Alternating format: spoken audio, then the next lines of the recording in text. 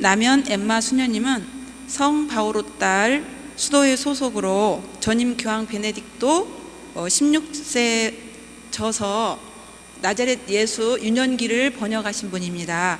2006년 이탈리아 그레고리안 대학에서 성서 신학 박사를 취득하셨고요. 현재 성경 관련 집필과 가톨릭 교리 신학원, 그 다음에 가톨릭 대학교 성심 교정에서 강의를 하고 계신 훌륭한 분이셔요.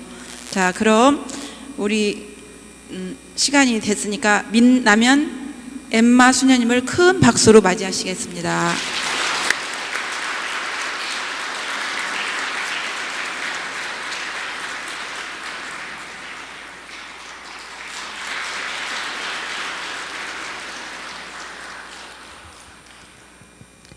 안녕하십니까.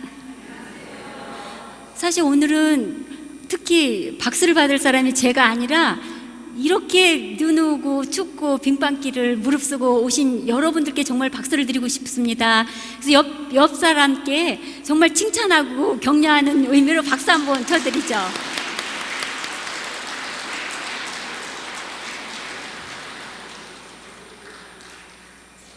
정말 신자분들의 신앙을 보면은 참 감동적이고 배울 것이 참 많다는 생각이 듭니다. 오늘 이제 주제로 생각을 해본 것은 무엇을 기다리는 삶인가라는 엄청난 대단한 그 주제인데 모르겠습니다. 이것이 어떻게 이제 이야기가 풀어나갈지. 지난 시간에 이제 그 어떤 신부님 그 체험을 말씀을 드렸는데 그 신부님의 또 하나 그 체험이 있습니다.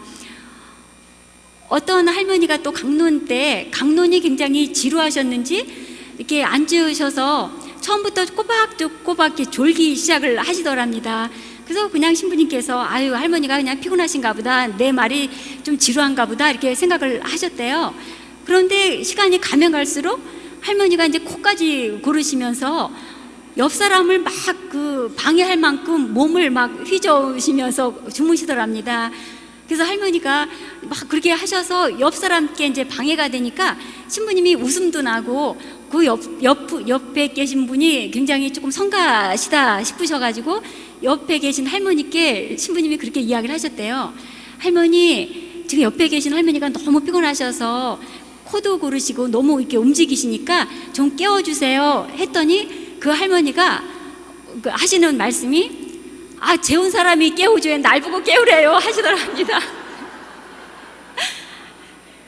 이게 진짜 추운 길을 오셨기 때문에 몸이 이렇게 녹느라고 잠이 오실 수 있습니다. 그러니까 저는 안 깨울 용기도 없고 깨울 재주도 없으니까요. 푹 주무셔도 돼요.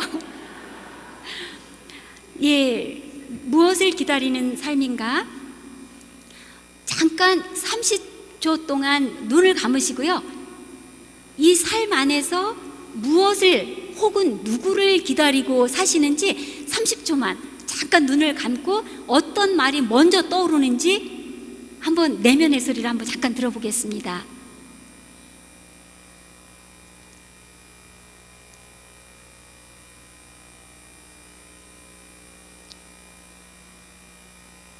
네, 29초, 30초. 예, 지금 어떤 단어 먼저 떠오르는 거 있으시죠? 그러니까 굳이 깊이 생각하지 않고 무의식적으로 먼저 떠오른 그 말이 어쩌면 정말 각자가 삶 안에서 중요하다고 생각하는 그 무엇 혹은 그 누구, 그 삶을 위해서 방향을 지으면서 걸어가시리라고 생각을 합니다. 만일에 기다리는 무엇이 없다고 생각하시는 분은 없으시리라고 생각을 하고 정말 그런 분은 안 계시기를 빕니다. 살아가면서 기다림이 없다는 거는 삶의 의미를 못 느낀다는 거죠. 그래서 요즘에 현대인이 굉장히 많이 상실감에 빠지고 우울해지고 그래서 정말 삶을 포기하는 경우가 많은데 그럴 경우에는 한마디로 그 원인을 말씀을 드리면 기다릴 어떤 희망이 없다는 것이죠. 그래서 무엇인가 기다릴 것이 있다는 것 자체는 굉장히 긍정적인데 그 중에서 어떤 것을 기다리는지는 결국 우리 각자의 삶의 내용과 질을 이야기해 주는 것이라고 생각을 합니다. 그것이 어떤 것이냐에 따라서 삶의 방향이 정해지기 때문이죠. 저는 사실 그 기다림의 내용에 따라서 삶의 내용이 완전히 바뀌고 삶의 자세가 바뀐다는 것을 사실 제 스스로 이렇게 체험을 했었습니다. 제가 80년대 중반의 대학생이었는데 제가 굉장히 현실적이지 않은 사람이었습니다. 굉장히 꿈쟁이였거든요. 늘 공상적인 꿈을 꾸고, 그러다 보니까 허무주의에 제가 이렇게 휩싸인 그런 대학 생활을 했었는데, 아침에 눈을 뜨면 어떤 생각을 했었느냐 하면요, 오늘은 학교 이제 가서 친구들도 만나고 공부도 하고 하는데 어제와는 다른 삶의 어떤 방향이어야지, 어떤 삶의 내용이어야지. 어저께 같은 삶이면 지루해서 어떻게 살지? 항상 눈을 뜨면서 제가 생각을 했던 거는 신나고 새로운 어떤 것이 일어나는 사건을 늘 기다렸습니다. 그러니까 늘 조바심을 가지고 살았죠. 근데 대부분의 그 날들이 아침엔 늘 기대를 가지고 눈을 뜨는데, 저녁에 잠자리에 들면서 항상 거의 대부분의 날들의 그 결론은 오늘도 어제와 똑같았네 하는 그런 허무함. 그 대학생 얼마나 정말 충만하게 살아갈 그 시기인데 저는 왠지 그런 허무주의에 항상 빠져 있었습니다. 그때 그래서 그 걱정이, 제가 그 성이 명성황후와 같이 제가 민씨예요. 그래서 가만히 그 집안을 보니까 그 남자분들은 뭐 수명이 그렇게 기른 것 같지 않은데 저희 고모들은 그 민씨 집안은 여자들이 지독해서 그런지 거의 100세까지 이렇게 사시는 거를 보았거든요. 그러니까 대학생 그 시절에 그렇게 정말 90세, 100세까지 정말 이렇게 권태롭게 심심하게 사는 것이 무슨 의미가 있을까? 저는 그 젊은 시절에 그런 걱정을 하면서 살았었습니다. 그런데 신비스럽게도 이제 하느님을 가까이서 따르도록 이렇게 수도 생활로 부르심을 받았는데 정말 저야말로 신비였거든요. 하나도 성당 생활도 열심히 하지 않았던 그런 저였는데, 수녀원에 들어가서 한 4, 5년을 이렇게 살았는데, 처음에는 워낙 제가 잠도 많은 잠보인데다가 게으르고 그래서 수녀원 삶의 그 계획을 따르느라고 처음에는 삶이 뭐 권태로운지 지루한지도 모르고 막 따라가서 이제 남들 열심히 사는 자매들을 보면서 따라가서 이제 지냈는데, 어느 날 문득 아침에 이제 새벽 종이, 기상종이 쳤는데 처음으로 제가 깨달았습니다. 눈을 떴는데 옛날에는 학생 때는 늘 눈을 뜨면서부터 걱정, 오늘은 어떤 새로운 것이 있을까? 있지 않으면 어떨까 하는 걱정 때문에 늘 하루를 시작을 좀 조바심 가지고 했었는데, 제가 그 수녀원에서 한 4, 5년을 살면서 저 자신 안에서 변화를 느꼈습니다. 그러고 보니까 하나도 걱정 없이 아침에 눈을 뜨고 저녁에 다 이제 일을 하고서 잠자리에 들 때도 특별한 어떤 그런 제가 느꼈던 그런 심심함, 권태로움 같은 것이 전혀 제가 느끼지 못하고 있다는 것을 우연히 깨닫게 되었습니다. 그래서 그 순간부터 정말 그런가? 매일매일 이렇게 봤더니 실제 그 수녀원 삶은 정말 이루 말할 수 없이 그 삶 자체를 보면은 단순하고 옛날 같으면 지루해서 정말 못 살 삶이었는데 저한테 그런 게 다 없어진 것을 보았습니다. 그러니까 그 삶 자체 안에서 그 스케줄이 아니라 그 안에서 제가 따르는 하느님을 정말 제가 만나고자 하는 열망이 있었고, 이 길을 정말 열심히 살면 하느님께로 가는구나 하는 그런 확신이 제 안에서 있었던 그런 권태, 그런 삶에 대한 지루함, 그런 감정들을 다 없앴던 그런 기억이 납니다. 그러면서 이제 첫 선을 한 지 이제 25주년이 이제 거의 되고 있는데, 지금까지도 지루할 틈이 없이 이렇게 막 살고 있습니다. 그것을 보면은 옛날에는 왜 그렇게 지루했고 지금은 왜 그 삶에게 권태롭지 않을까? 옛날에 제가 찾았던 그 삶은 그야말로 정말 현실적이지 않은 허망한 그런 어떤 환상 같은 꿈이었었거든요. 실제 있지도 않은데 그냥 머릿속에서 늘 환상을 가지고 살았던 것이죠.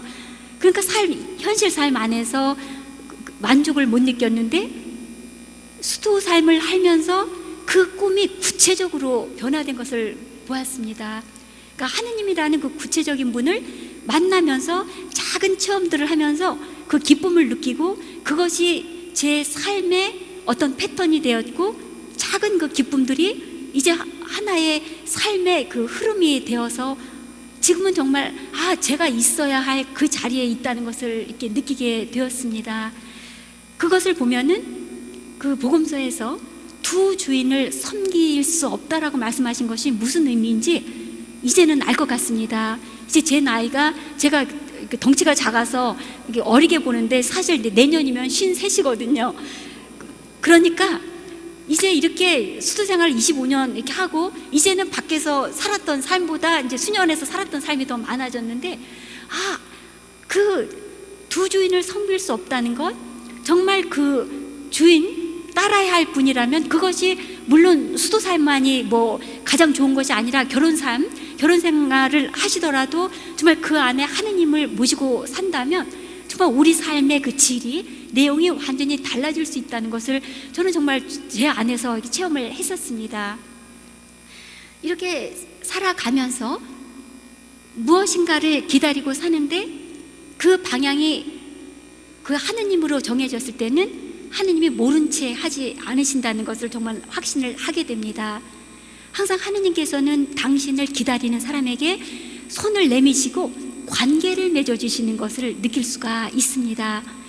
지난 시간에 그 하느님의 구원의 도구로 쓰시는 것은 너무나 인간적인 논리와 맞지 않게 가장 가난한, 약한 그런 무명의 도구를 쓴다고 말씀을 드렸습니다. 그 중에 대표적인 분이 마리아이셨고요. 또 그 마리아의 배필이신 요셉 성인이 되시겠죠. 오늘 보게 될 또 신비한 하느님의 도구인 가난한 사람들이 있습니다. 바로 가난하게 태어나신 예수님을 처음 볼 수 있는 그런 특혜를 받은 증언자로 불렸던 목동들입니다. 루카복음사가가 루카복음사가는 글을 쓰는 재주가 아주 뛰어난 분이십니다. 그래서 문학적인 그런 대조법을 많이 쓰시는데 여기서 노란 글씨로 제가 강조를 했는데 밤과 여기서 비추었다는 밝은 빛을 의미합니다. 그 고장에는 들에 살면서 밤에도 양떼를 지키는 목자들이 있었다. 그런데 주님의 천사가 다가오고 주님의 영광이 그 목자들의 둘레를 비추었다. 하느님이 손을 내미시면서 어떤 사람들과 관계를 맺으시는데 하느님이 선택하신 분은 바로 가난한 목동들이라는 것이 또 우리의 관심을 끕니다. 여기에서 밤이라는 것, 밤은 물론 이 작은 협소한 의미 안에서는 밤에도 잠자지 못하고 양떼를 지키는 목동들의 현실, 밤을 의미하는데 바로 이 가난한 이들의 그 현실을 우리 각자의 삶하고 비교한다면 각자가 맞게 되는 삶의 위기들, 어둠을 의미를 하겠습니다. 어둠 속에 살아가는 이 가난한 이들에게 어떤 특별한 하느님의 섭리가 주어집니다. 그런데 주님의 천사가 다가왔고 주님의 영광이 그 목자들의 둘레를 비추었다. 어둠이 환한 빛으로 휩싸이게 되면서 이 목동들의 내면적인 삶의 그 처지가 완전히 바뀌게 되는 것이죠. 왜 그러면 여기서 밤이라는 것, 어둠이라는 것이 강조가 되었을까? 빛이라는 것은 어두울 때 훨씬 빛납니다. 낮에는 아무리 우리가 전등을 환하게 켜놔도 전등이 얼마큼 위력을 가지고 있는지 모르는데 밤에는 캄캄할 때는 작은 손전등만 있어도 환한 빛이 생기듯이 여기에서 이 어두운 현실 안에서 하느님의 영광이 비추었다는 것은 인간의 어둠은 위에서부터 오는 빛으로만 밝아질 수 있다는 가능성을 시사를 합니다. 사실 저는 그 대학생 때까지만 해도 인간이 노력하면 모든 것이 다 해결된다고 저는 생각을 했었습니다. 해결하지 못할 문제가 없다고 생각을 했는데, 어느 때 저는 그 어둠에서 밝은 빛으로 가게 되면서 정말 인간의 그 어떤 한계, 인간이 해결할 수 없는 인간의 궁극적인 한계는 하느님만이 해결할 수 있다는 것을 알게 된 것이, 아버지가 갑자기 제가 대학생 때 돌아가셨습니다. 굉장히 건강하셨었는데 갑자기 쓰러지셨고 뇌출혈로 이튿날 새벽에 돌아가셨는데, 그때 제가 그 어둠, 꿈에도 생각하지 못했던 그 현실 앞에서 걸어가게 된 것, 일상 삶을 유지하게 된 것이 그때야말로 그 어둠 안에서 하느님의 그 현존을 정말 체험을 하게 됐거든요. 그러면서 사실은 불림을 받았던 것도 아버지의 그 갑작스러운 죽음, 그 어둠 안에서 하느님께로부터 오는 밝은 빛을 체험을 했고 그 어둠을 극복을 하게 되었습니다. 그래서 하느님이 아니시라면 일상의 어떤 부분들은 절대로 해결할 수 없다는 것, 그런 어둠을 통해서야 하느님이 얼마나 절대적인 분이신가를 체험을 하게 되었었는데, 바로 이렇게 밤에 불침번을 서야 했던 이 목동들, 이들에게 하느님의 현존이 밝혀지게 된 것이죠. 그런데 이 목동들은 사실 자기의 양떼를 지키는 것이 아니고 다른 이의 양떼를 지키는 아주 가난한 이들이었습니다. 근데 이것에 대해서 베네딕토 16세 교황님께서 이야기를 하십니다. 이들은 왜 굳이 하느님이 이들에게 당신의 현존을 보여주셨을까? 아마도 이들은 육체적으로 사실 베들레헴 밖에 있었죠. 성 밖에 있었습니다. 성 밖에 있다는 것은 이들의 처지가 소외된 상태, 아주 가난해서 보통 사람보다 못한 상태였다는 거죠. 정말 하느님이 필요한 사람들이었다는 것입니다. 그러니까 예수님이 태어나셨던 것도 성 밖이었죠. 보통 사람보다 훨씬 가난한 그런 상태에서 태어나셨기 때문에 물리적으로 그 목동들과 가난하게 태어나신 예수님은 가까이 계셨다는 것이죠. 또 두 번째로는 내적으로 이 목동들은 정말 가난했기 때문에 하느님과 가까웠다는 것입니다. 은총이 필요했기 때문에 두 손을 다 벌리면서 자신들의 그 처지가 좋아지기를 위로부터 오는 그 은총에 의지를 했다는 것이죠. 만일 그때 성 안에서 밤이기 때문에 일반적인 사람은 다 자는 시간입니다. 쿨쿨 잠자는 사람에게 가서 천사가 아무리 예수님이 태어나셨으니까 빨리 가서 봐 해도 편안한 사람들은 절박함이 없기 때문에 귀를 닫고 마음을 닫게 되죠. 반대로 이들은 정말 절박했기 때문에, 삶의 이 현실이 너무 절박했기 때문에 그 내면의 소리, 하느님이 당신의 현존을 일러주시는 그 소리에 민감했다는 것이죠. 이렇게 그들은 하느님께 가까운 사람들, 곧 마테오 복음사가가 그 참된 행복에서 마음이 가난한 사람은 행복하다, 하느님의 나라가 그들의 것이다 라고 말했던 바로 그 가난한 사람들이었다는 겁니다. 마테오 복음사가가 11장 25절에서 그런 이야기를 하시거든요. 감사의 기도를 드리시는데 예수님께서, 왜냐하면 슬기롭다는 사람들에게는 당신의 신비를 감추시고 철부지들에게는 보여주셨다라고 이야기를 하시는데, 거기에서 슬기롭다는 사람들은 그냥 슬기롭다는 것이 아니라 자기 스스로가 나는 똑똑하고 슬기롭다고 여기는 사람들이었죠. 그런 사람들은 자기 스스로가 아무런 필요를 느끼지 않기 때문에, 가난하지 않다고 느끼기 때문에 은총의 필요성을 못 느낍니다. 하느님이 필요하지 않은 것이죠. 그러니까 그들은 눈이 감겨 있기 때문에 하느님의 메시지가 도달하지를 못합니다. 반대로 철부지들, 자기 자신이 정말 너무 우둔하고 무지하다고 생각을 하면서 하느님께 은총을 청하는 사람들에게는 신비의 빛이 오죠. 그래서 이거는 똑똑하고 지식이 많고 학력이 높고 이것과는 상관이 없다는 거죠. 하느님의 말씀은 마음이 얼마만큼 가난하고 투명하냐에 따라서 그것이 알아들을 수 있느냐, 아니면 아무리 지식이 많고 학력이 높아도 마음의 문을 닫으면 절대로 다가갈 수 없다는 것이죠. 교황님께서 나자렛 예수 1권, 예수님이 공생활을 하시는 그 이유에 대해서 이렇게 이야기를 하십니다. 그러니까 인간이 그만큼 하느님을 필요로 한다는 것을 아주 멋진 말로 표현을 하십니다. 인간은 진리를 먹고 살며 사랑을 먹고 산다. 진리를 통해 사랑을 먹고 산다. 인간에게는 하느님이 필요하다. 인간을 가까이 하시는 하느님, 생명의 의미를 가르쳐 주시는 하느님이 필요하다. 하느님은 당신의 맏아들을 목자로 임명하셨다 라고 말씀을 하시는데, 여기에서의 진리와 사랑은 사실 의인화돼서 진리와 사랑 자체는 사실 하느님이신 거죠. 그래서 인간은 하느님이 필요하다. 곧 진리이신 하느님, 사랑이신 하느님이 우리에게는 절대적으로 필요하다는 거죠.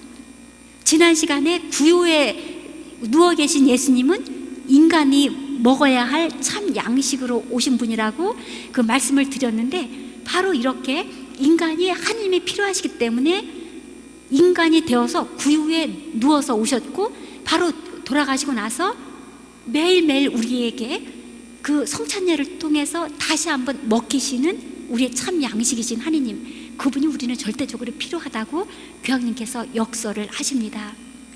근데 여기에서 인간과 하느님의 다른 점이 있습니다. 하느님은 인간을 사랑하시는데 아무런 조건도 없으십니다. 조건을 만일에 따지신다면 하느님의 친구, 하느님의 벗이 될 사람은 아무도 없죠. 그 지상에서 조건이 없기 때문에 우리는 나는 너희를 벗이라고 부른다 하시면서 우리를 위해서 생명을 바치셨는데, 인간은 정반대죠. 우리는 늘 조건을 따지고 계산을 합니다. 예를 들어서 2차 대전이 끝나고 나서 어떤 그 독일 마르틴 네밀러라는 사람이 있었는데, 이 사람이 그 나치 그 시대에는 얼마나 자기 이익을 따라서 대처를 하면서 자기 목숨을 살렸죠.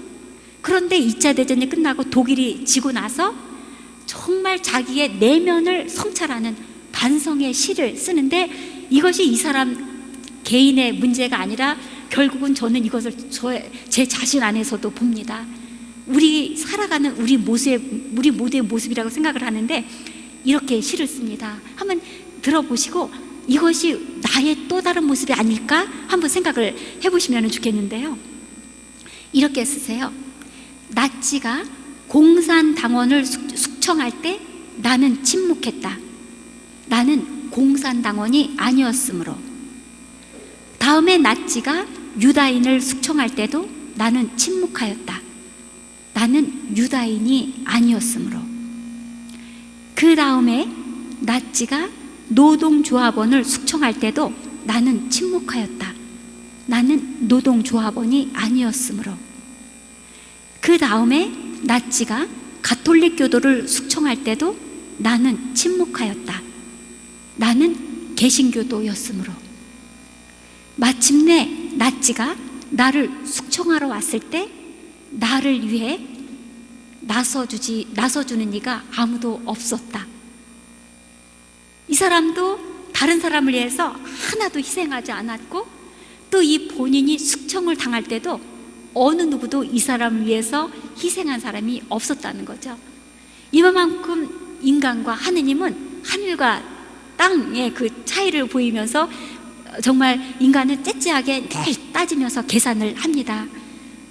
다행히도 하느님은 그렇게 다른 모습으로 인간에게 새로운 그 사랑을 사르시라고 몸소 일러주시는 것이죠.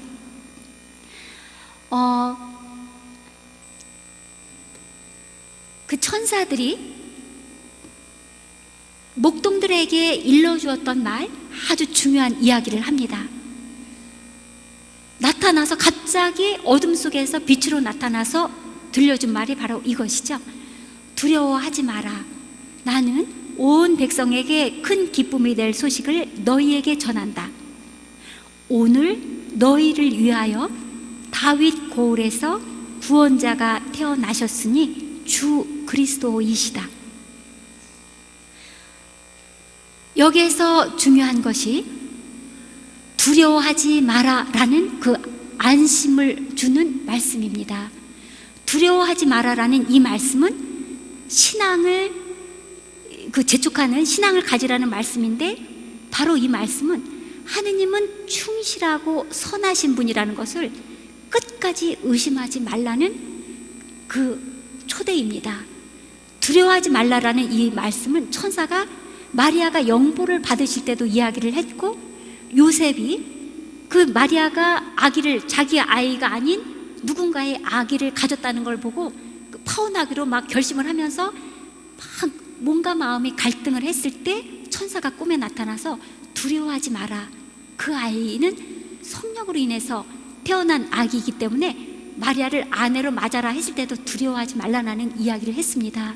그러니까 하느님은 충실하고 선하신 거를 확신해라 라는 초대이고요. 나는 온 백성에게 큰 기쁨이 될 소식을 너희에게 전한다 라고 이야기를 하십니다. 여기서 중요한 것이 온 백성이죠. 어떤 그 이스라엘 백성만이 아니라 예수님 그 구세주는 모든 사람, 어느 누구도 소외되지 않고 모두를 위해서 오신다는 이야기를 하십니다. 그만큼 보편적인 사랑을 이야기를 하는데, 여기에서 아주 중요한 말이 오늘이라는 이야기입니다. 오늘이라는 이 신학은 종말론에 있어서 매우 중요한 것인데, 보통 우리가 종말론을 생각하면은 내일을 생각을 하죠. 미래. 그런데 예수님이 이미 세상에 오셨기 때문에 종말은 미래가 아니라 오늘 지금부터 시작되는 현실이라는 것이죠. 그래서 우리가 삶 안에서 때로 그렇게 어둡고 위기를 당할 때 바로 이 말을 믿으면 그렇게 쉽게 꺾이지 않는다는 거죠. 왜냐하면 두려워하지 마라. 하나님은 끝까지 충실하시고 끝까지 선하신 분이기 때문에 하느님의 그 은총이 지금 오늘, 내가 정한 때가 아니라 하느님이 정하신 그 오늘 지금 나에게 주어질 것을 고대하라는 말씀인 거죠. 너희를 위하여, 이것은 관계성을 이야기하죠. 하느님이 무관심하게 그냥 세상에 뚝 떨어지시는 것이 아니라 온 백성, 바로 너희를 위해서 오신다고 이야기를 하십니다. 그리고 그분은 바로 구원자라고 이야기를 하시죠. 그리고 그 구원자는 주 그리스도이라고 이야기를 합니다. 여기서의 구원자는 메시아를 의미하는데, 이 메시아는 인간을 완전히 죄와 그 병과 가난에서 해방시키실 바로 그 궁극적인 힘을 가지신 분이라는 거죠. 그때 당시에 사람들은 이스라엘 사람들은 로마 제국의 식민지였기 때문에 구원자를 누구라고 생각을 했냐면은 아우구스투스 황제라고 생각을 했습니다. 로마 황제. 그런데 여기에서 로마 황제가 구원자가 아니라 지금 태어나신 그 예수 아기가 구원자라고 이야기를 합니다. 그러니까 삶의 방향이 완전히 변화되게 되는 것이죠. 그리고 여기서 주 그리스도, 키리어스 그리스토스는 예수님이 사실 죽으시고 부활하시고 난 다음에 얻게 되는 신학적인 칭호입니다. 그러니까 예수님이 태어나시는 그 순간부터 이 메시아는 이미 순환과 구원의 신비를 향해서 부활의 그 사건으로 향해 있다는 것을 볼 수가 있습니다. 그러니까 탄생의 순간은 이미 순환과 부활의 사건을 향해 있다는 것을 볼 수가 있는 것이죠. 신약 성경 중에서 저는 이 구절이 가장 아름다운 구절 중에 하나라고 생각을 합니다. 천사들이 목동들에게 노래를 불러줍니다. 그러니까 천상의 예배와 지상의 예배가 지금 하나가 되는 것이죠. 요한 묵시록을 보시면 그 4장, 5장에 완전히 천상의 그 예배가 지상의 예배와 하나가 되어가지고 아주 풍요로운 그런 전례가 이루어지는 걸 볼 수가 있는데, 이미 예수님이 태어나시는 순간부터 천상과 지상의 전례가 하나로 되는 것을 볼 수가 있습니다. 지극히 높은 곳에서는 하느님께 영광, 땅에서는 그분 마음에 드는 사람들에게 평화라고 천사들이 노래를 하는데, 굉장히 흥미롭게도 루카복음사가는 이 비슷한 노래를 언제 다시 들려주느냐 하면요, 예수님이 돌아가시기 위해서 예루살렘에 입성하실 때 비슷한 노래가 나옵니다. 하늘의 영광 지극히 높은 곳에, 하늘의 평화 지극히 높은 곳에 영광. 바로 이것도 잉태와 순환 사건은 서로 연결되어 있고, 바로 이것은 부활을 향해 간다는 것이 루카복음사가의 이 아름다운 두 개의 노래를 통해서 암시가 되어 있습니다. 근데 여기에서 굉장히 중요한 것이, 이것을 루카복음사가가 천사가 목동들에게 전해주었다라고 그 천사를 단수라고 이야기하지 않고 복수로 이야기합니다. 하늘의 군대가 갑자기 하늘에서 나타나서 노래를 불러줍니다. 왜 굳이 루카복음사가가 단수, 천사라고 이야기하지 않고 하늘의 군대라고 이야기했을까? 루카복음사가는 특히 가난한 이들에게 굉장히 관심이 많습니다. 기쁨의 신학도 강조가 되고 가난한 이들에게 관심이 많은 그 루카복음사가인데, 여기에서 보면은 어느 누구도 소외시켜서는 안 되는 공동체성을 강조한 것을 알 수가 있습니다. 모두가 함께 더불어서 하느님께 가야 된다는 그 메시지가 있는데, 그 공동체성은 사실 오늘날 우리 현대인이 잃어버린 것이죠. 그 개인적인 이기주의, 집단 이기주의, 공동체적인 이기주의, 나라, 각 국가의 이기주의, 모든 이기주의에 우리는 굉장히 아주 익숙해 있는데, 하느님이 원하시는 것은 그것이 아니라는 것이죠. 굉장히 아름다운 어떤 그런 글귀를 본 적이 있는데, 사막을 가로지르면서 그 상업하는 대상인들을 카라반이라고 이제 부르죠. 그분들은 굉장히 그 부유한 사람들이기 때문에 낙타를 적게는 100마리의 낙타, 많게는 200마리, 300마리의 낙타를 끌고 사막을 대횡단을 합니다. 그러니까 대무역 상인인데, 이분들이 그 걸음을 걸어가는 보조를 맞추는 기준이 어떤 낙타일까? 여러분들은 만일에 낙타를 300마리를 이제 이끌고 사막을 횡단한다고 하시면 어떤 낙타한테 걸음의 보조를 맞추시겠어요? 어머, 어떻게 그렇게 지혜로우세요? 잘 못 걷는 낙타라고 이야기를 하시네요. 저는 그걸 봤을 때 그렇게 생각을 했거든요. 그 횡단을 하는 그 시간도 한정되어 있을 것이고, 사실 그 시간을 하루하루 시간을 빨리 하면 그만큼 속도가 있기 때문에 저는 적어도 중간 정도의 낙타에게 보조를 맞추지 않을까 생각을 했었거든요. 그러니까 세속적인 생각이었죠. 그런데 카라반들이 누구에게 보조를 맞추냐면은 자매님이 얘기를 하셨던 것처럼 가장 약한 낙타에게 보조를 맞춘답니다. 그러니까 이것도 체험을 통해서 그들이 알게 된 것이죠.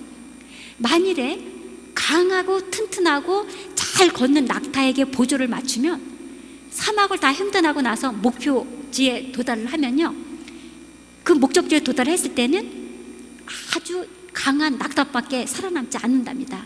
다른 낙타는 다 죽어서 이미 없어졌다는 거예요. 그러니까 결국 낙타도 죽었고 상인들에게도 마이너스가 된 거죠. 손해를 본 겁니다. 그런데 그 보조를 약한 낙타에게 맞춰서 가면은 모두가 함께 목적지에 도달을 한답니다. 굉장한 지혜이죠. 근데 요즘에 우리는 사회 삶을 보아도 능률적이고 아주 효율적이고 똑똑하고 효과를 내지 않으면 제외를 시키잖아요. 하다못해 사이비 종교도 그 포교를 할 때 능률 없는 사람, 힘없는 사람, 가난한 사람은 아예 그 선교 대상에도 속하지 않는답니다. 이렇게 그 하늘의 군대가 나타나서 목동들에게 공동체성을 살으라는 어떤 메시지를 이렇게 줍니다. 여기서 아주 중요한 것이 평화라는 이야기인데, 그 평화가 누구한테 주어지냐면요, 그분 마음에 드는 사람들. 근데 여기서 그분 마음에 드는 것이 무슨 의미일까? 옛날에는 공동번역에는 마음이 착한 사람들에게 평화라고 되어 있었습니다. 그런데 마음이 착하다는 것, 이것이 좋은 번역이 아니고 사실 그분 마음에 드는 사람들에게 평화, 이것이 좋은 번역이라고 베네딕토 16세 교황님께서 이야기를 하는데 참 일리가 있는 말씀이라고 생각을 합니다. 마음이 착한 사람들에게 평화, 어떤 위험이 있을 수 있냐면은 마음이 착한 거는 때로 그냥 착하긴 착한데 식별력이 없이 착한 것도 있죠, 때로. 그러니까 우리가 착게도 기준이 하느님의 뜻에 따르면서 착한 것, 그럴 때 내 의지를 앞세우지 않으면서 하느님의 뜻을 중심에 놓고 살아가기 때문에 그럴 경우에는 균형이 잡히는데, 때로 착한 것, 내 의지를 앞세우면서 살아갈 때 그 착함은 하느님의 뜻은 뒤로 놓고 자기의 의지를 앞세우기 때문에 그것은 옳은 번역이 아니라고 교황님께서 이야기를 하십니다. 그분 마음에 드는 사람들이 옳은 번역이라고 이야기를 하시면서 이 뜻을 어떻게 알아들어야 되는가? 이거는 예수님이 세례를 받으실 때 하늘에서 들려왔던 말, 하느님께서 이야기를 하셨죠. 이는 내가 사랑하는 아들, 내 마음에 드는 아들이다. 예수님처럼 아버지의 뜻을 삶의 가장 중심에 놓고 살아가는 그 사람을 하느님이 마음에 들어 하신다는 것이죠. 그 다음에 이 평화라는 의미, 평화는 우리에게 있어서 가장 필수적으로 있어야지만 인간이 살아가는 그런 요소인데, 예수님이 태어나시는 순간에도 평화가 선물로 주어졌고, 예수님이 돌아가시고 나서 부활하시고 나서 첫 번째로 주어졌던 것이 평화였죠. 너희에게 평화가 있기를 하시면서 돌아가시고 나서 부활하신 다음에 즉시 주신 것이 평화입니다. 이 평화는 어떤 의미로 알아들을 수 있을까? 그리스 말에서 이 평화는 에이레네라는 그 말인데, 사실은 이 동사를 보면은 에이로라는 그 동사에서 왔는데, 그 동사는 연합하다, 서로 갈라진 것을 묶다, 하나가 되게 하다. 그러니까 평화는 결국 우리가 일치하는 것이죠. 서로 요즘에는 우리 사회에서 뭐 이념의 차이, 아니면 경제적인 차이, 지식의 차이, 여러 직무의 차이, 직위의 차이, 다 뿔뿔이 갈라진 사회이기 때문에 평화를 잃었는데, 하느님이 원하시는 것은 모든 사람이 서로 어떤 높낮이 없이 마음을 열면서 하나가 되는 것, 서로 권리를, 자기의 인간적인 가치를 가지고 권리를 추구하면서 살아가는 것, 바로 이것이 하느님이 원하시는 평화, 연대의식이라는 거죠. 그 비둘기들이 날아갈 때 똑바로 서서 가지 않고 V자형으로 날아가는데, 그것이 굉장히 의미가 있다고 하는데, 그 앞에서 V자로 그리면서 날아갈 때, 앞에서 그 날개짓을 하면서 기러기가 날아갈 때 그 날개짓이 뒤에 있는 그 비둘기들이 날아가는데 상승 기류를 형성해 주기 때문에 훨씬 멀리까지 갈 수 있다고 합니다. 그러니까 서로 도움을 주는 거죠. 그리고 기러기들이 그렇게 V자로 가면서 맨 앞에 가는 기러기가 힘이 들면 뒤로 빠진답니다. 그러면 그 자리를 다른 기러기가 채운다는 거죠. 그러니까 그 기러기 세계에 있어서는 리더가 항상 그 한 기러기가 아니라 서로 역할을 바꿔가면서 한다는 것이죠. 그리고 만일에 기러기 중에 한 기러기가 힘이 붙여가지고 대열에서 뒤처지게 되면 다른 기러기가 다시 뒤처져서 그 기러기를 끝까지 보조를 맞춰서 같이 간답니다.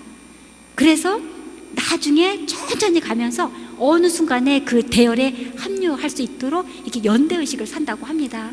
그렇게 본다면 여러 그 동물들이 살아가는 그 삶의 방식이 우리 현대인이 잃어버린 많은 것들에 있어서 도움을 많이 주죠.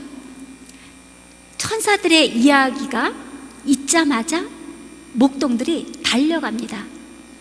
목동들은 처음부터 어떤 그 특징이 루카복음사가 그 묘사를 하느냐면은 의심을 하지 않습니다. 그러니까 마리아도 의심하지 않았고 요셉도 전혀 의심하지 않았고 목동들도 처음 듣는 말인데도 의심하지 않습니다. 그래서 서둘러 갑니다. 교황님이 이렇게 이야기를 하세요. 오늘날 하느님과 관련된 일이 있을 때 어떤 그리스도인이 서둘러 가는가? 복음사가가 무언으로 말하고자 하는 것은 만일 서둘러야 하는 어떤 가치 있는 일이 있다면 그것은 바로 하느님의 일이라는 것이다 라고 이야기를 하십니다.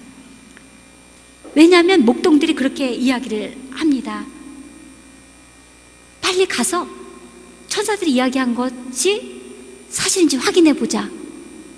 그러면서 그들은 서둘러 갔다라는 말을 루카복음사가가 분명하게 전해줍니다.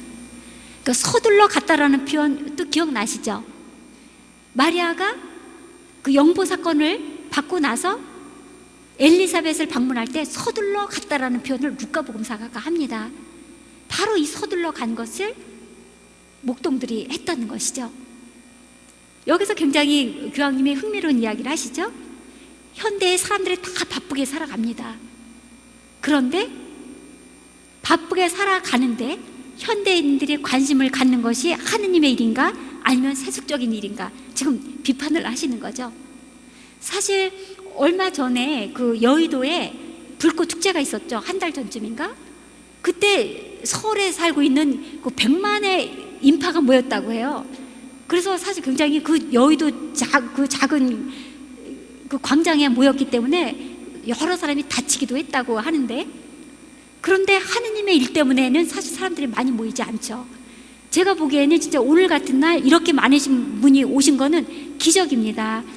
사실 주교회의에서 뭘 한다고 하시잖아요. 여러 가지 세미나 듣고 하는데 최고로 많이 오시면 많아야 50명, 적으면 뭐 30명, 40명. 그런데 정말 이렇게 오시는 거는 제가 보기에는 이거는 정말 특별한 그런 신앙의 표징이라고 생각을 하는데, 현재 그 프란치스코 교황님이 이런 강론을 하셨더라고요. 만일에 주식의 주가가 2%만 떨어져도 온 세상이 다 난리가 난답니다. 온 세상이 다 주식에 다 귀를 기울이면서 어떤 원인으로 주식이 저렇게 떨어졌는지 말도 못하게 걱정을 한다요.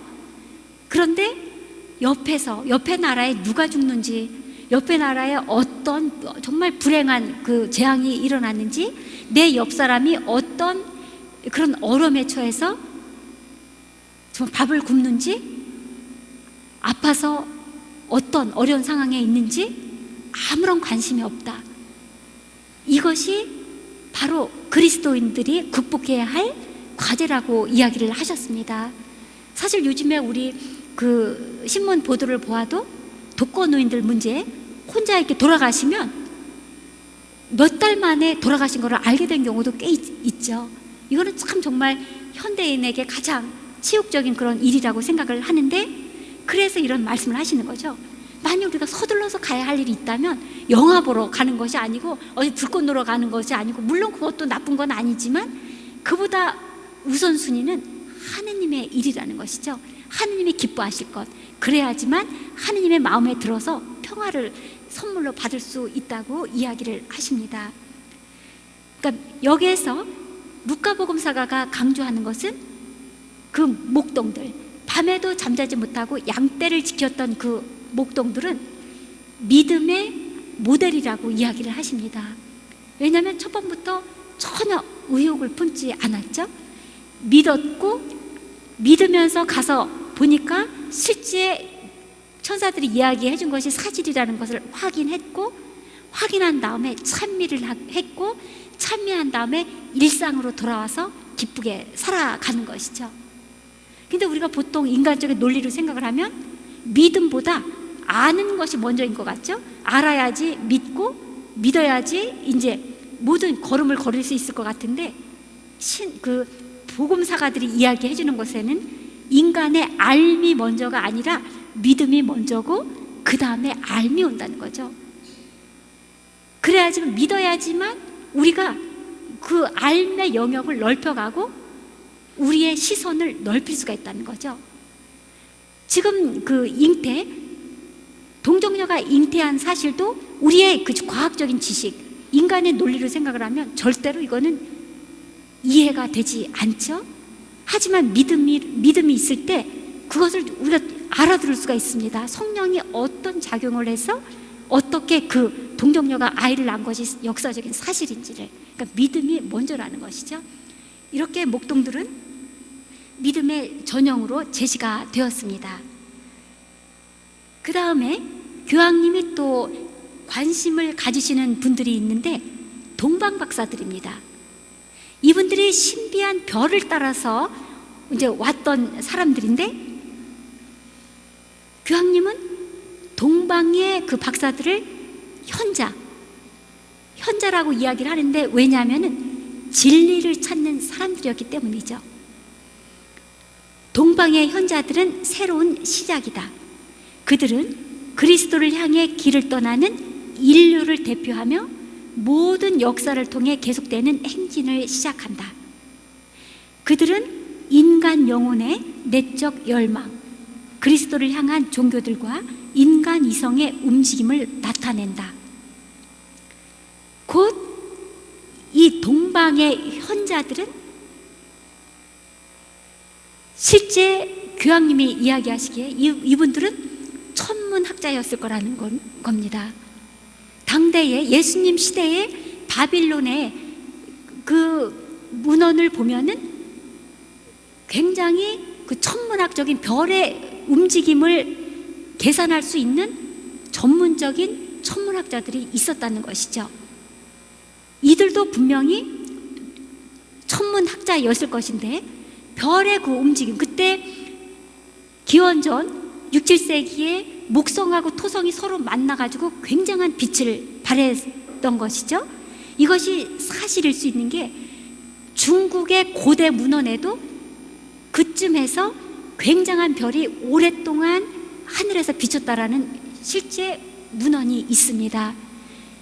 그런데 다른 그 천문학자들은 토성하고 목성이 서로 부딪혀서 저렇게 대단한 빛을 내는구나 하고 멈췄는데, 이 동방의 현자들, 예수님이 어디서 태어나셨는지를 보기 위해서 왔던 이들은 단순히 그 천체의 움직임을 계산하고 거기에 멈추지 않았다는 것이 위대한 것이라는 거죠. 이들은 내적인 갈망이 있는 사람들이었다는 겁니다. 그러니까 진리를 알고 싶어서 늘 내적인 갈망이 있었는데 그 이끌림에 모험을 감행을 했다는 것이죠. 만일에 이들이 모험을 감행하지 않았다면 새로운 시작을 할 수가 없었다는 거죠. 그래서 교황님은 이들을 아브라함의 수행원이라고 이야기를 합니다. 아브라함도 내면의 소리를 들었죠. 떠나라. 어디로 떠나야 하는지, 어디로 가야 하는지 몰랐습니다. 내면에 어떤 움직임이 있었고 소리를 들어서 갔습니다. 진리를 찾아서 갔던 것이죠. 바로 이 동방의 현자들도 아브라함처럼 그것이 어딘지도 모르면서 길을 가게 되었고, 그러면서 대단한 체험을 하게 되었다는 것이죠. 그래서 어떤 의미에서 이들은 개척자, 선구자라고 이야기합니다. 아직 어느 누구도 해보지 않았는데 이들은 그 가치, 진리라는 것이 바로 자신들이 원하는 최고의 목표였기 때문에 온 삶을 내걸고 가게 되는 것이죠. 그래서 그 사람들은, 우리 인간은 사실 하느님의 품 안에서 태어났기 때문에 항상 내적인 열망이 있습니다. 그들이 이방인이든 그리스도인이든 유다인이든 이 내적인 열망에 이 사람들은 응답을 했던 것이죠. 그래서 어떻게 보면 이들은 이미 벌써 익명의 그리스도인이라고 이야기가 이제 될 수 있는 것인데, 사실 우리가 동방의 현자라고 이야기를 하면 보통 그 전승에서는 이 사람들을 임금이라고 이야기를 하죠. 그런데 그 임금이라고 전승이 해석하는 그 근거는 뭐냐면은 시편 72에 보면은 바로 임금들이 이스라엘의 임금에게 와서 경배하고 조공을 바치는 그런 글귀가 나옵니다.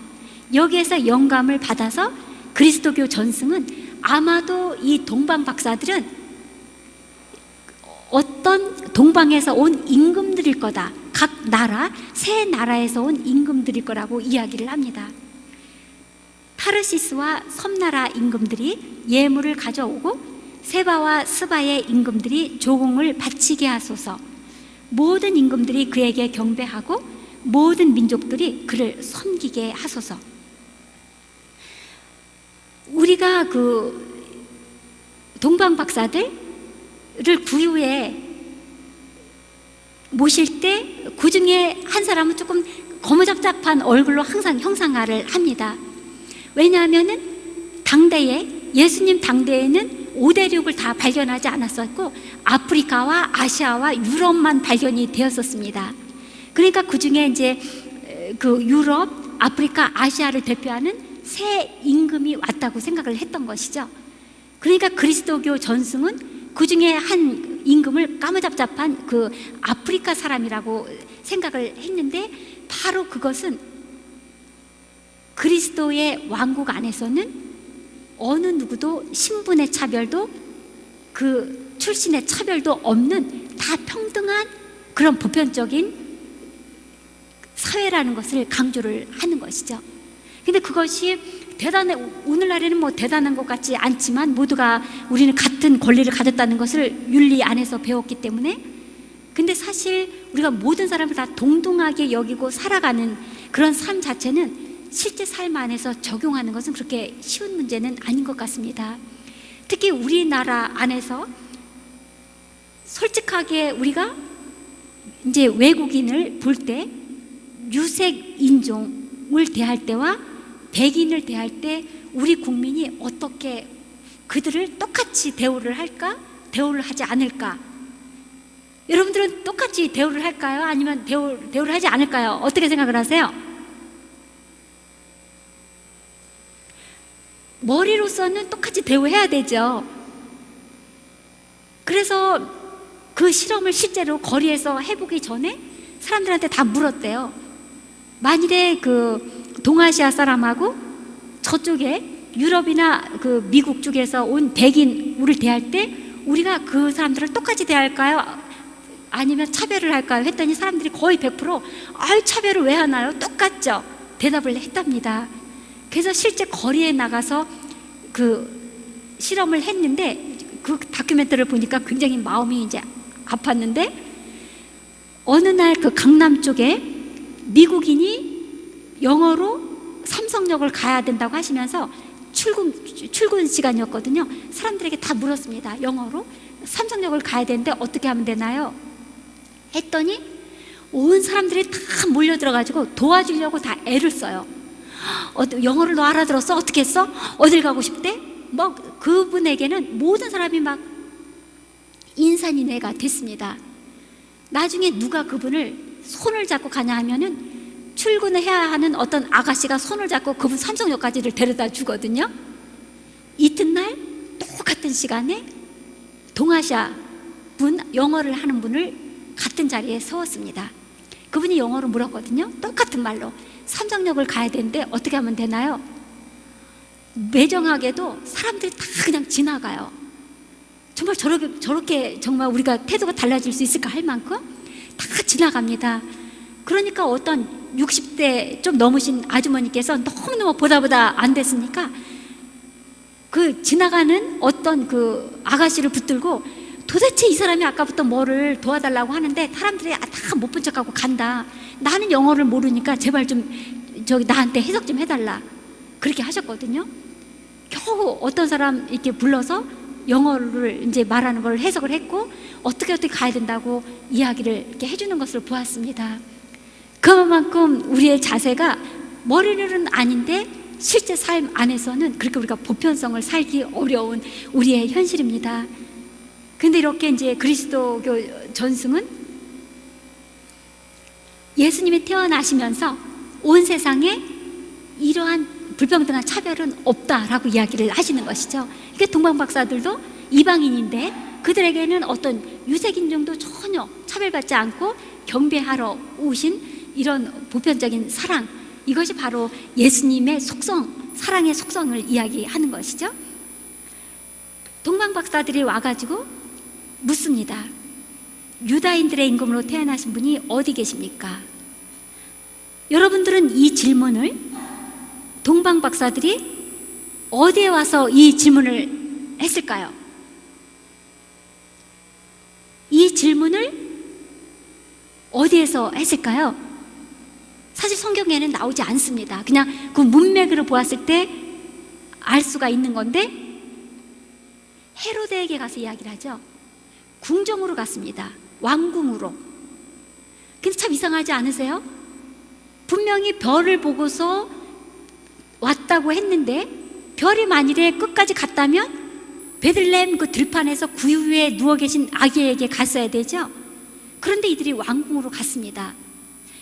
이것을 보면은 도중에 그 별이 잠시 자취를 감추었다는 것이죠. 이것도 하나의 하느님의 교육 방법, 섭리라고 이제 알 수가 있는데, 그러니까 당연히 그 불이, 그 별빛이 예루살렘 쪽으로 왔으니까 이 동방 박사들은 이거는 특별한 별이고 임금이 태어날 별이다. 근데 그 별이 예루살렘에 와서 갑자기 자취를 감추었습니다. 그러니까 당연히 유다인의 임금이 태어났을 것이라고 보았기 때문에, 임금은 들판에서 태어나지 않죠. 임금은 왕궁에서 태어납니다. 그러니까 왕궁으로 갔던 거죠. 가서 헤로데에게 묻습니다. 유다인들의 임금으로 태어나신 분이 어디 계십니까? 사실 이거를 묻지 않았다면 헤로데는 그 예수님의 탄생조차도 몰랐기 때문에 당장은 예수님의 그런 위험에 처해지는 않았을 건데, 가서 묻게 되면서 이제 모든 상황이 급박한 상황으로 변화가 되는 거죠. 그런데 베네딕토 16세 교황님은, 저는 사실 이거에 대해서 유다인들의 임금이라는 말에 그렇게 저는 관심을 갖지 않았습니다. 공부를 하면서도. 근데 역시 베네딕토 교황님은 위대한 특별한 그 꿰뚫는 신학적인 눈이 있으시기 때문에 여기에서 굉장한 그 의미를 이끌어내십니다. 저는 이걸 보고 이렇게 명쾌한 대답을 어디에서도 본 적이 없는데, 유다인들의 임금이라는 이 말에 중요성을 이제 두시는데, 여기에서는 지금 이방인인 동방 박사가 유다인들의 임금이라고 이야기를 했습니다. 근데 이걸 누가 이야기를 했냐면요, 후에 예수님이 돌아가실 때 먼저 신문을 할 때 빌라도가 2번 유다인들의 임금이라는 말을 합니다. 이방인 로마 사람인 빌라도가 유일하게 했던 표현입니다. 당신이 유다인들의 임금이요? 그리고 십자가 명패에 유다인들의 임금 나자렛 사람 예수라고 썼습니다. 사람들이 유다인들의 임금 아니니까 이거 지워달라고 했는데 빌라도가 썼으면서 이제 그만이다 하고 지우지 않았습니다. 곧 진짜 임금이 예수님이시라는 거죠. 헤로데가 아니라. 그리고 이것을 이방인의 입을 통해서 유다인들의 임금이라고 선포가 된 것이 굉장히 중요하고, 바로 방금 전에 유다인들의 임금으로 태어나신 분이 어디 계십니까? 지금 갓 태어난 아기를 묻는 이 장면과 지금 예수님이 돌아가시는 순간에, 그리고 돌아가시고 나서 십자가 위에 명패에 유다인들의 임금이라고 쓰여 있는 이것을 보면은, 예수님은 탄생부터 죽으실 때까지 모든 사건이 하나의 방향, 순환과 부활로 연결되어 있다는 것을 바로 이런 유다인들의 임금이라는 말로 강조하고 있다고 교황님은 이야기를 하십니다. 만일에 유다 사람이, 이스라엘 사람이 이 말을 했다면 유다인의 임금이라고 이야기하지 않고 이스라엘의 임금이라는 말을 했다는 것이죠. 이방인이 이야기를 했기 때문에 유다인들의 임금이라고 이야기를 했다는 것입니다. 근데 여기서 역설이, 이방인은 사실 유다인의 임금을 알아보는데 실제 가장 가까웠던 동족, 수석사제, 율법학자들, 성경의 박사들은 이거를 몰라보는 것, 이것이 역설이죠. 그러니까 정말 인간적인 지식은 때로 하느님을 아는데 방해가 되는 것을 볼 수가 있습니다. 여기서 또 흥미로운 것이, 유다인의 임금이 어디서 태어났냐고 물었습니다. 이 말을 듣고 헤로데 임금을 비롯하여 온 예루살렘이 깜짝 놀랐다. 가장법을 쓰죠. 온 예루살렘이 깜짝 놀랐다고 이야기를 합니다. 비슷한 말이 또 예루살렘 예수님께서 마지막 죽으시기 위해서 예루살렘에 입성하실 때 비슷한 이야기가 나오죠.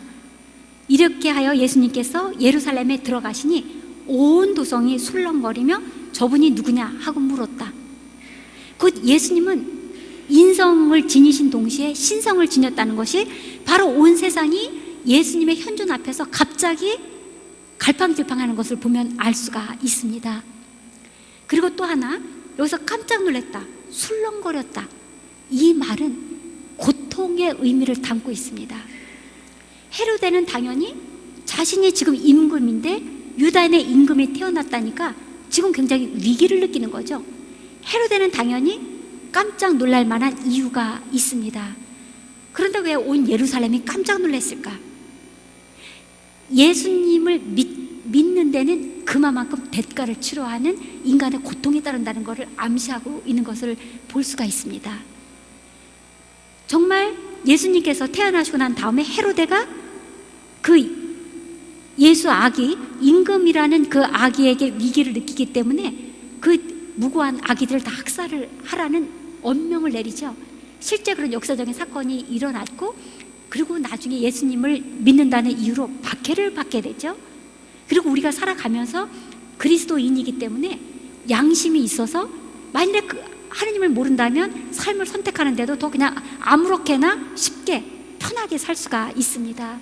하지만 그리스도를 믿기 때문에 우리의 양심은 맑기 때문에 때로 물론 죄를 짓기도 하고 악으로 기울어지기도 하지만 우리는 그 상태에서 머물지를 못하죠. 다시 죄를 고백하고 용서를 청하면서 다시 제자리로 옵니다.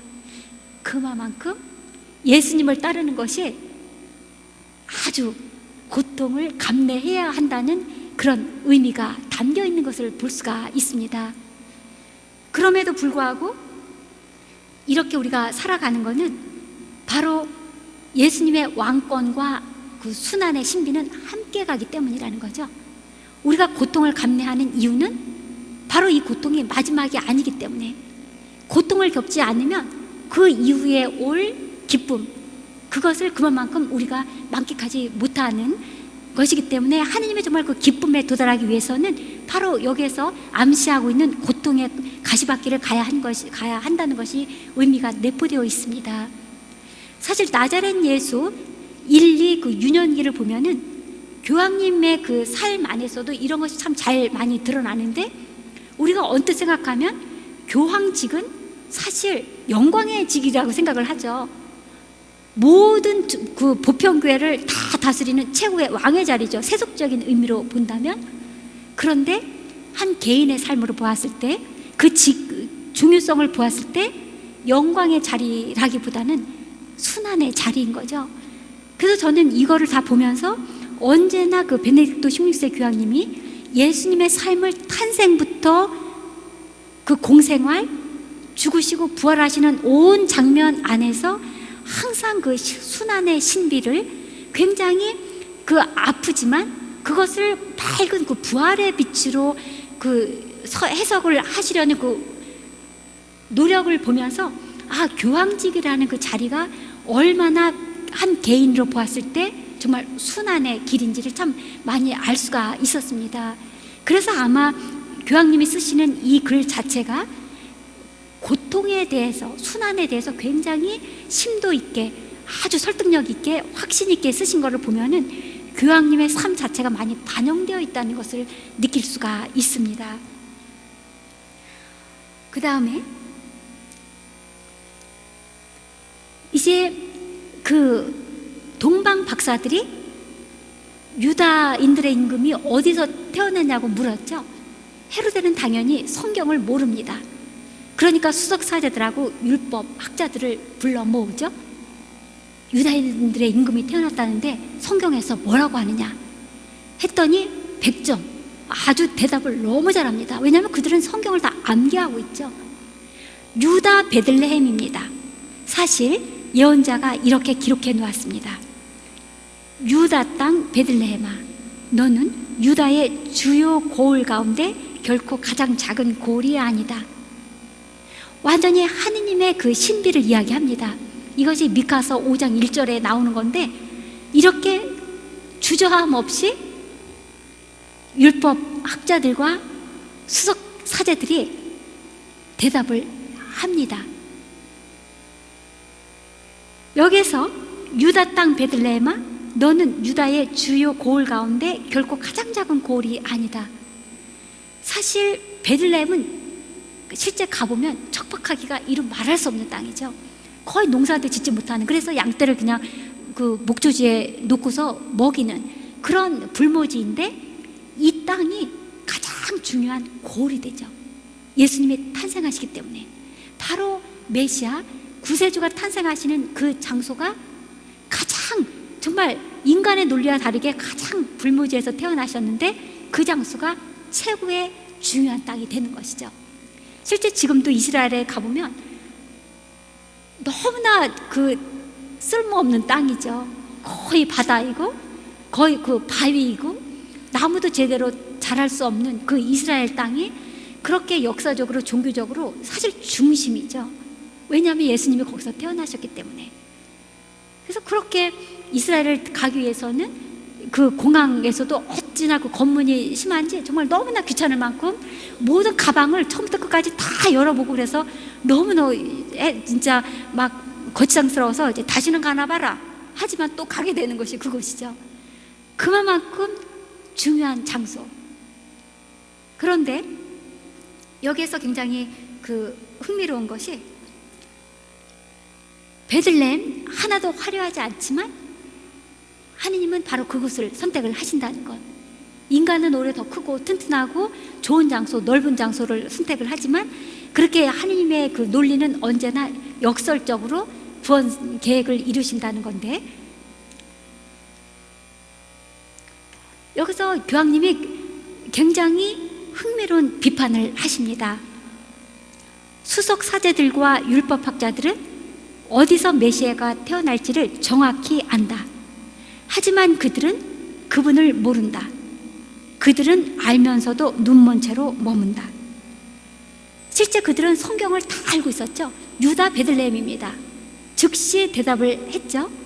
그런데 실제 헤로데는 그 사람들의 말을 믿고 성경의 말씀, 미카 예언자가 이야기한 것이 그대로 이루어질 거라고 헤로데는 성경 박사들의 이야기를 믿고 즉시 대처를 했습니다. 헤로데 나름대로 폭력적인 대처를 했죠. 그 또래에 그 당시에 그 장소에서 났던 아기들을 다 학살하라는 명령을 주죠. 그거는 헤로데가 성경의 그 말씀이 이루어질 것을 적어도 믿었기 때문에 그런 엄청난 폭력을, 죄를 감행을 합니다. 그런데 너무나 이상한 건, 수석 사제들과 율법학자들은 분명히 성경을 그렇게 잘 알고 있는데도 이 사람들은 그것을 믿지 않았던 것이 문제이죠. 만일에 믿었다면 그렇게 헤로데가 무고한 아기들을 다 학살하도록 놓아두지 않았을 거고 어떤 중개 역할을 했을 텐데, 이 사람들은 그저 헤로데가 하는 대로 그대로 모든 걸 다 내어 맡깁니다. 곧 이 말은 이들이 가지고 있는 그 성경의 모든 그 지식은 빈 지식이라는 거죠. 믿지 않았다는 것이죠. 학자들의 빈 논쟁을 교황님이 비판을 하십니다. 학자들이 여러 가지 논쟁을 하지만 때로는 믿음 없이, 전혀 믿음 없이 그 빈 논쟁을 하기 때문에 때로 하나도 믿음에 도움을 주지 않고 오히려 많은 논쟁만 일으키는 그런 그 탁상 공론의 사건을 이야기를 하시는 것이죠. 그들은 메시아가 어디서 태어날지를 분명히 안다. 하지만 그들은 그분을 모른다. 더 역설적인 것은 그들은 알면서도 눈먼 채로 머문다. 실제는 말은 아는데, 문자는 아는데 내용 파악은 이해하지 못하는 거죠. 왜냐하면 진짜 믿음이 없기 때문에. 믿음이 있었다면 이 말이 무엇을 의미하는지 즉시 알게 되죠. 그 빈 논쟁, 곧 이들은 믿지도 않았고, 그리고 그냥 헤로데는 그 당대의 임금이었기 때문에 대세를 쫓았던 것이죠. 그러니까 진리대로 살지 않았기 때문에 역사 안에서 아무런 공헌을 하지 못했을 뿐만 아니라 오히려 더 해를 가했던 수석 사제들과 율법학자, 결국 이들이 예수님을 십자가에 못 박는 그런 죄를 범하게 되죠. 눈이 감겼기 때문에. 어저께 어떤 그 기사를 보니까 굉장히 흥미로운 그 기사가 있어서요. 이런 수석 사제들과 율법 학자들의 그런 빈 논쟁, 믿음 없는 그런 빈지식을 비판하는 그 글하고도 이제 유사해서 이거를 한번 적어와 봤는데요. 올해 노벨 생리의학상을 탄 분이 미국의 셰크먼 교수랍니다. 그러니까 생리의학상으로 이제 노벨상을 탔으니까 굉장히 권위 있는 분인데, 이분이 뭐라고 이야기를 했냐면요, 오늘날 그 미국의 과학 잡지로서 굉장히 권위 있는 네이처와 그 사이언스라는 잡지가 있는데 그렇게 이야기를 하셨습니다. 나는 절대로 앞으로 그 네이처와 사이언스라는 잡지에 내 논문 기고하지 않겠다라고 보이콧을 하셨습니다. 왜냐하면 이렇게 권위 있는 잡지들이 오히려 과학의 발전에 도움을 주지 않고 방해를 한다는 거예요.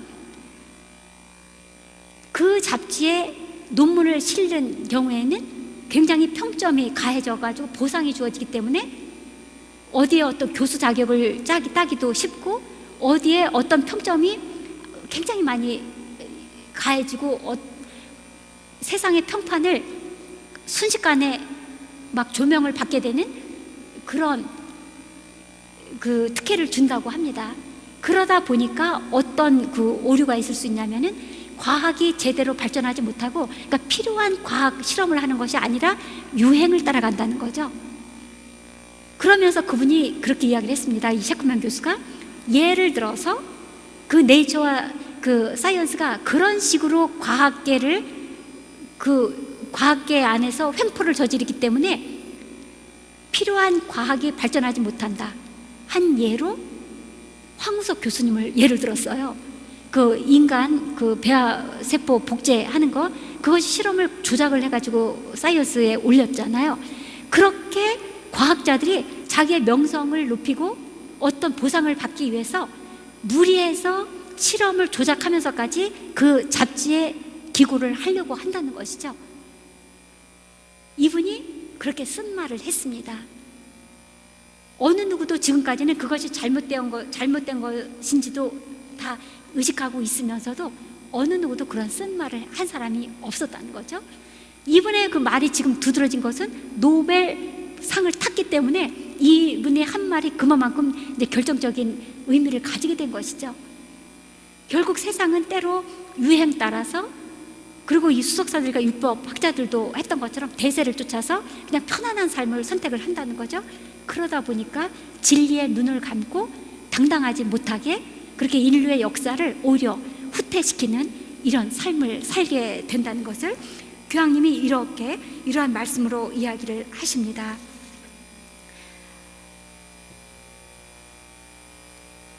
이제 그 동방 박사들이 그 예수님이 태어나신 베들레헴 들판으로 가서 이제 예수님을 보고 경배를 하게 되는데, 참 특별한 게, 그러니까 저는 사실 성경 안에서 그것이 표현되지 않았기 때문에 그 표현되지 않은 것 사이에 감추어진 메시지를 사실 저는 공부하면서도 못 찾았습니다. 근데 그 베네딕토 16세 교황님이 그 이야기를 하시거든요. 그 성경 박사들이 유다 베들레헴입니다 라고 성경 말씀을 했고, 그 이야기를 동방 박사들이 듣자마자 별이 다시 반짝이기 시작을 했다는 거죠. 그러니까 성경의 말씀이 그만큼 부각이 되는 거죠. 그러니까 지금까지 그 별이 왔다가 갑자기 사라졌다가 성경 말씀, 그 미카 예언서의 말씀이 유다 베들레헴이라는 말이 들리자 다시 별이 반짝이기 시작을 했다는 거죠. 결국 예수 아기의 존재 자체가 별을 인도했다는 거죠. 별의 움직임을 이끄는 예수 아기의 그 인간이면서 신성인 측면을 바로 그 별이 갑자기 나타나는 그 사건으로 교황님은 설명을 하십니다. 그래서 바로 마태복음 2장 11절을 보시면 이들은 누구냐면 동방 박사들이죠. 그들은 그 별을 보고 더없이 기뻐하였다. 사라졌다가 갑자기 나타났으니까. 그리고 그 집에 들어가 어머니 마리아와 함께 있는 아기를 보고 땅에 엎드려 경배하였다. 이 문장을 보시면 뭔가가 하나 조금 생략된 것이 있지 않을까요? 어떤 걸 생략됐다고 보시나요? 예? 요셉 아저씨가 안 보이죠? 분명히 요셉 아저씨도 같이 계셨을 텐데 분명히 계셨을 거라는 거죠. 근데 교황님이 이걸 어떻게 해석을 하시냐면요, 어머니 마리아하고 지금 아기가 있다는 것을 강조를 하는데, 바로 이 예수님 아기는 하느님의 아들이라는 것을 강조하기 위해서 요셉을 의도적으로 언급하지 않았다고 이야기를 합니다. 곧 어머니 마리아가 동정녀로서 요셉과 아무런 부부관계를 맺지 않고 성령의 힘으로 동정녀가 아기를 낳았다는 것을 강조하기 위해서 요셉의 말을 뺐다고 이야기를 합니다. 이렇게 그 아기가 정말 누워있는 것을, 베들레헴 그 들판에 구유에 누워있는 것을 보고 땅에 엎드려 경배를 합니다. 곧 이들은 유다인들의 임금이라고 보았고 실제 임금에게 하는 행위를, 예배 행위를 하죠.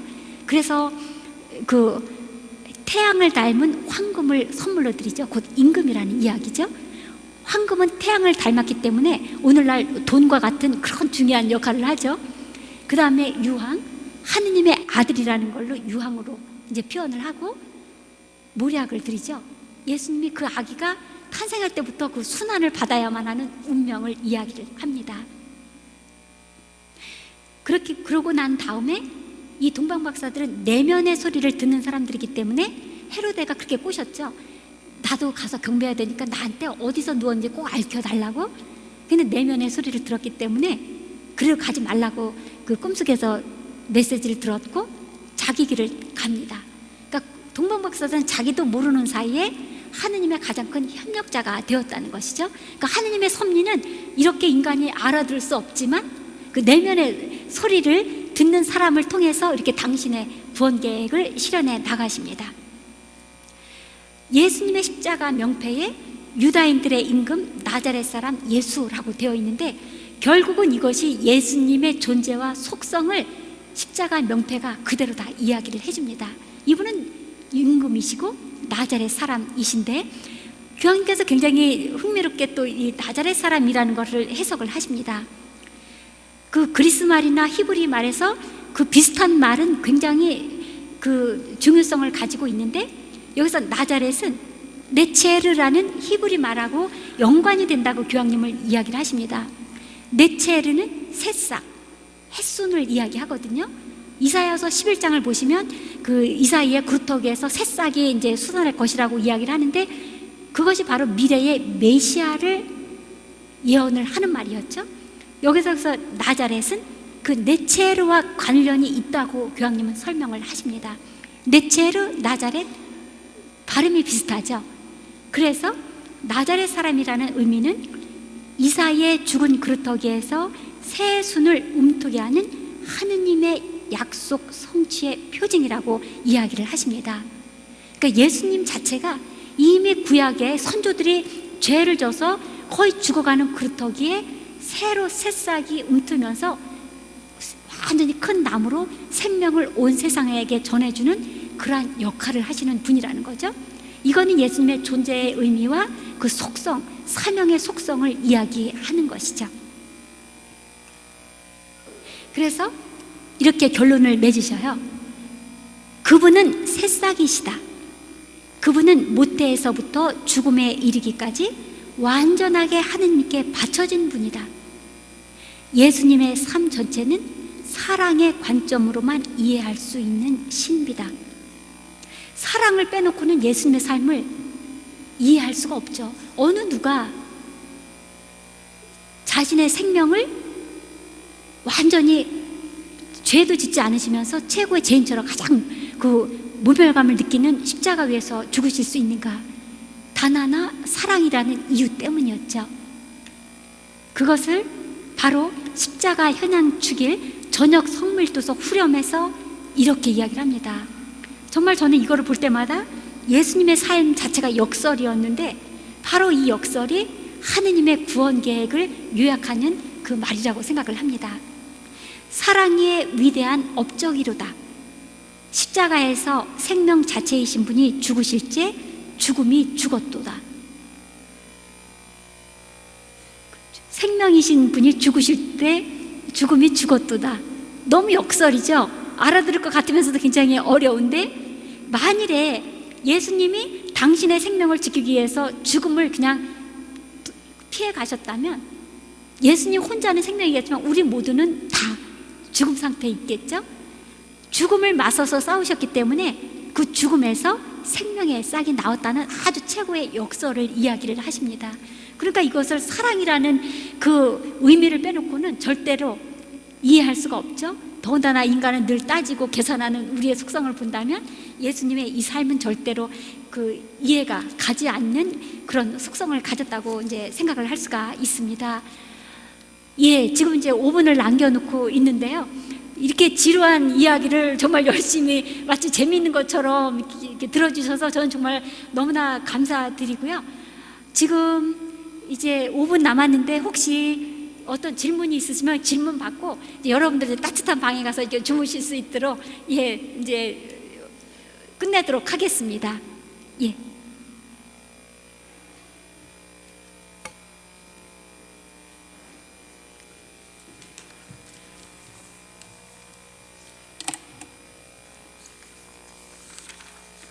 아유, 저기 뭐야, 이 늦은 시간까지 강의를 열심히 해주신 우리 수녀님께 큰 박수 한번 해드리시기 바랍니다.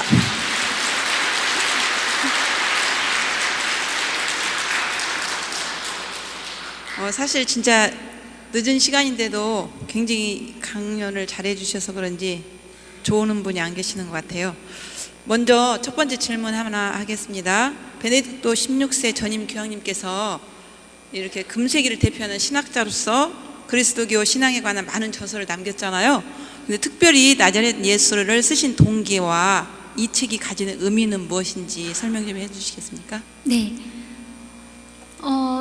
특히 교황님께서 사실 2005년에 교황으로 당선이 되셨는데 나자렛 예수 1권 그 공생활을 쓰신 것이 2년 전부터 쓰기 시작을 하셨습니다. 2003년부터.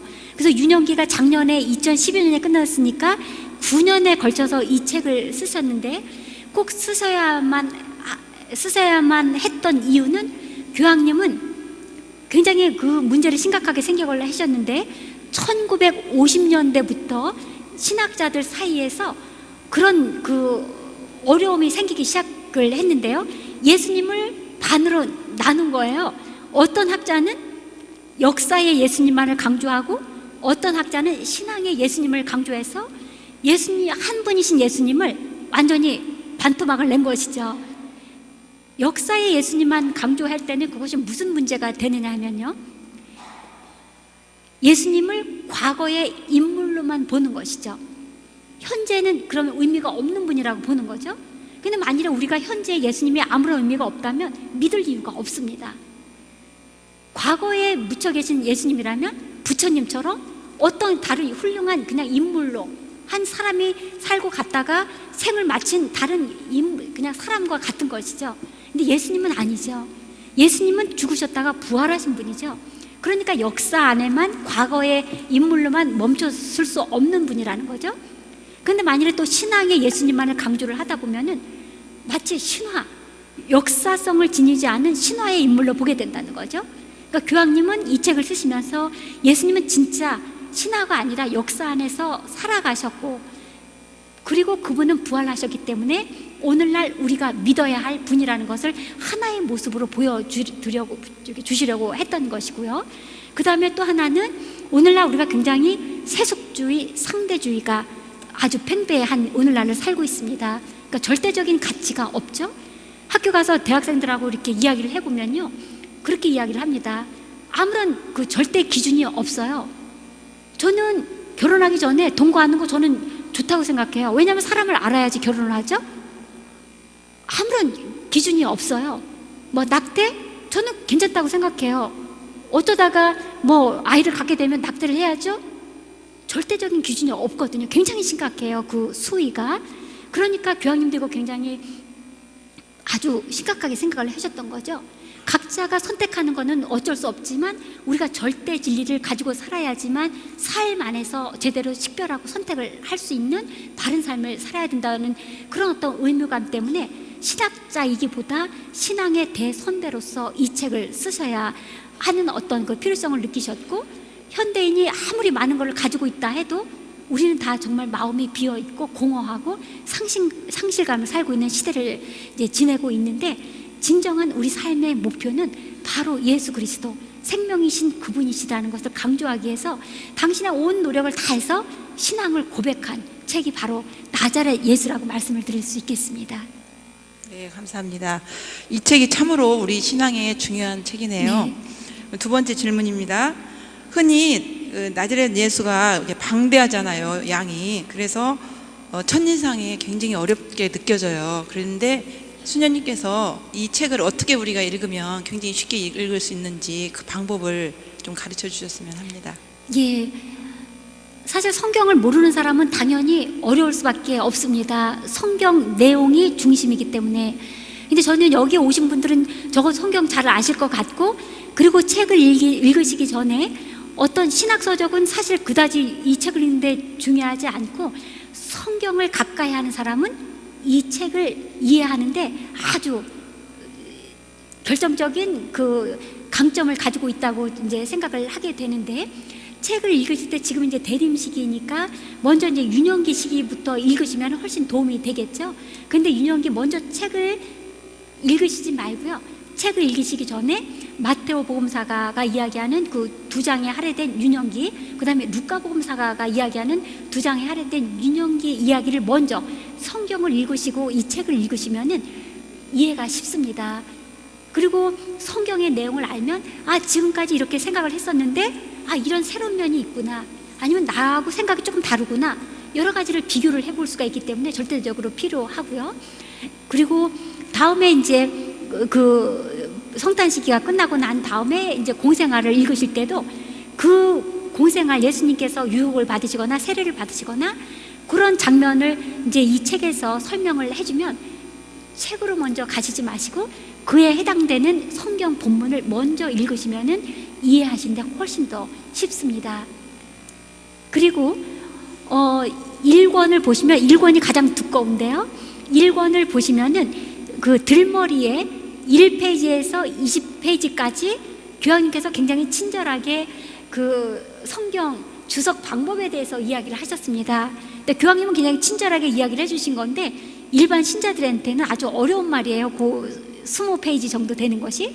왜냐하면 학자들 사이에서 이것을 역사를 중요시하는 역사 비평을 해야 되는지 아니면 구약과 신약을 한 관점으로 보는 어떤 정경적인 주석 방법을 이야기를 하시는데, 그것은 일반 우리 신자들에게는 좀 아주 어렵기 때문에 읽으실 때, 1권을 읽으실 때는요 1페이지에서 20페이지는 그냥 건너뛰시고 본문부터 읽으시면 훨씬 쉽습니다.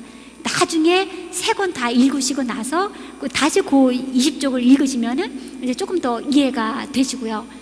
그리고 이 책은 사실 제가 보기에는 성경 각 부분에 대해서 굉장히 정말 지금까지 공부를 이렇게 해오는데 어디에도 어떤 주석서에도 이렇게 명쾌하게 예수님의 그 공생활, 순환과 부활, 유년기, 사화를 쉽게 그리고 분명하게 설명해 주는 책을 보지를 못했습니다. 그래서 성경하고 같이 놓으시고 언제나 같이 보실 수 있는 책이 바로 이 책이라고 생각이 되어서 처음에 이제 부분적으로 이렇게 읽으시고 나중에 기회가 되시면은요 어느 때 같이 한번 조금 텀을 이렇게 해서 뭐 7일이나 10일이나 아니면 어떤 시간을 두시고 이 책을 계속 반복해서 이어서 읽으시면요 놓쳤던 부분들을 많이 그 메시지를 새롭게 또 발견할 수가 있습니다. 그래서 얼마만큼 이거를 집중해서 읽으시냐가 가장 중요한데, 여기 계신 분들은 이 정말 열심한 그 노력을 이렇게 보면은 충분히 다 이해하실 수 있을 거라고 생각을 합니다. 예, 고맙습니다. 예.